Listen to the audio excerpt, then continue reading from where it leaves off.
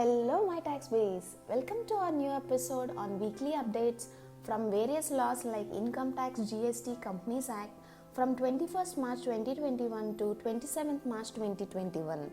I think we are all being busy bees in filing our income tax returns, GST annual returns, GST audits, linking PAN with Aadhaar and whatnot.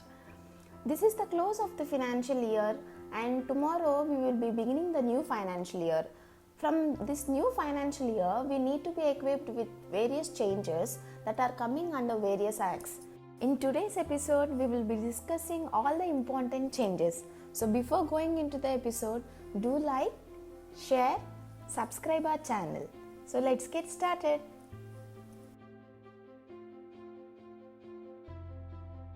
In today's episode, we will be discussing about Section 12AB and the new Income Tax Amendment Rules 2021.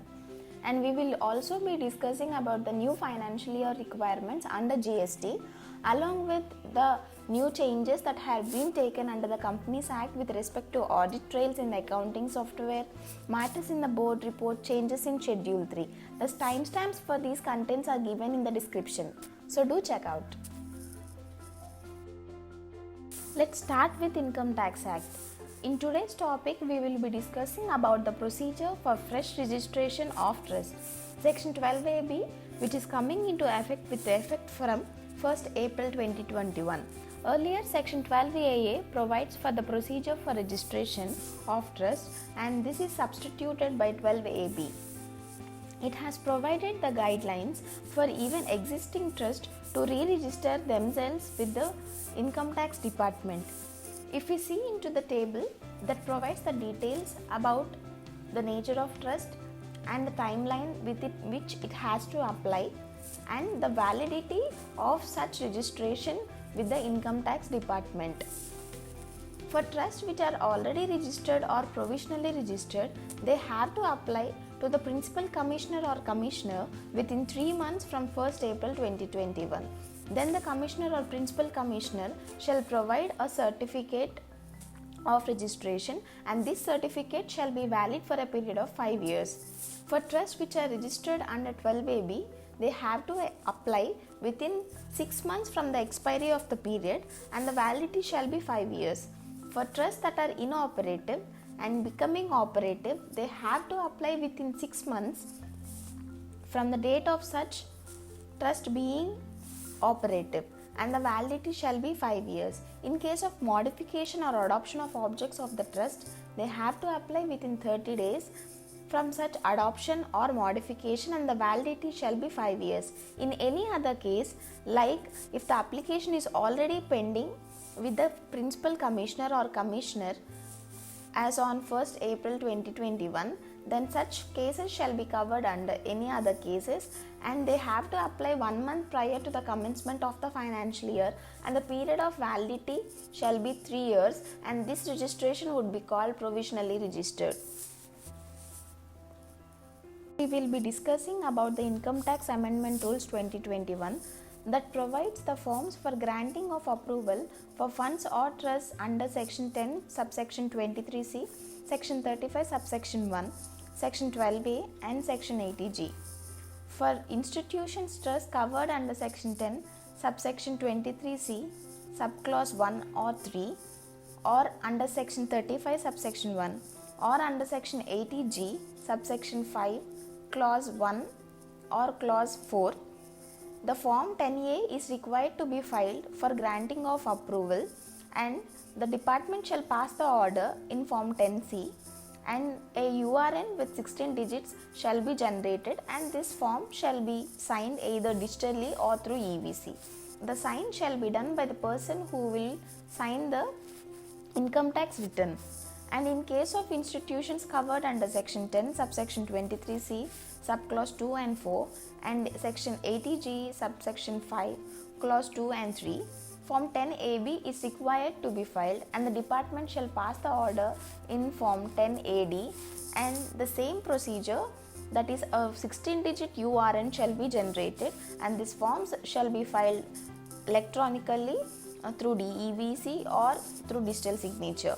And the documents that are required for filing these forms shall be where the applicant is created established under any instrument such self-certified copy of instrument, and if there is no such instrument, a document evidencing the creation that is self-certified, and self-certified copy of registration with register of companies, firms or trusts or societies as the case may be, and self-certified copy of registration under FCRA, self-certified copy of existing order granting registration under section 12A or 12AA or 12AB, self-certified copy of order of rejection of application for granting of registration under section 12A, 12AA or 12AB as the case may be.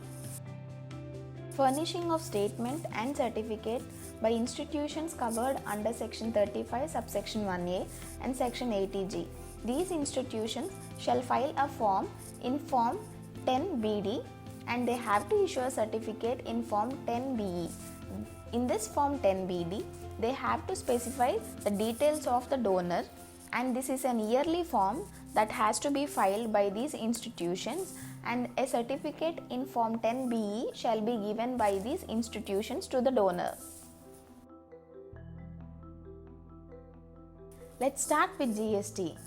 In today's session, we will be discussing the various GST compliances that are starting from the new financial year 2021 and 22. New invoice series. Ensure creation of a new and unique series that is mandatory for every financial year. HSN code reporting. Up to 5 crores 4-digit HSN reporting on B2B supplies is mandatory, and in case of B2C it is optional. And above 5 crores 6-digit HSN reporting is mandatory. Reversal of blocked credit in case of goods lost, destroyed, stolen or written off. In case of the end of the financial year, you need to check your closing stock physically and arrive at the goods lost, stolen, destroyed or written off and reverse the credit with respect of the same. Letter of undertaking. In case of exports, you need to file your LUT for the financial year 2021 and 22 to ensure a hassle-free exports. E-invoicing is applicable for turnover more than 50 crores from financial year 2017-18 with effect from 1st April 2021. In case you want to know more about e-invoicing, do check our previous video on e-invoicing.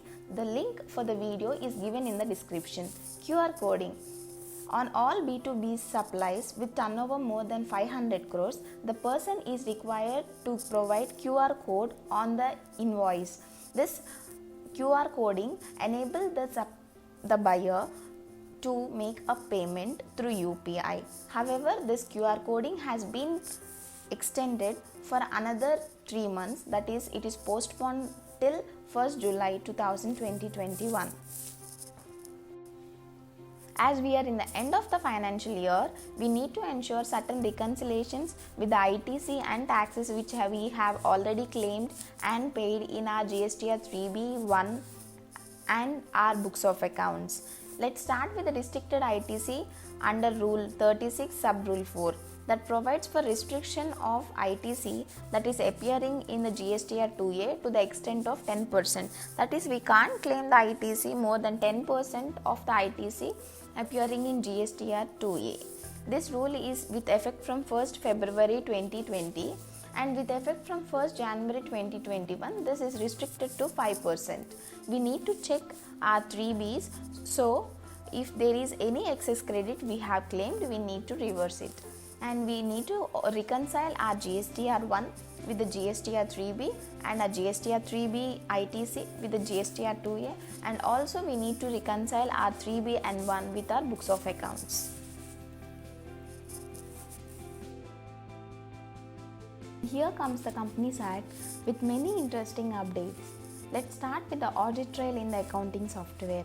Rule 3 of the Company Account Rules 2014, which provides that every company that uses an accounting software shall use only such accounting software that enables the feature of audit trail, that provides the edit log along with the date when such changes are made and ensuring that the audit trail cannot be disabled.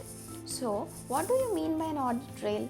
An audit trail means it records the time when the transaction is entered. If at all you could look at the screen, this transaction 2nd February 2022 is entered on 25th March 2021 by a user named Data and at this time, and later this is altered by various users on these times.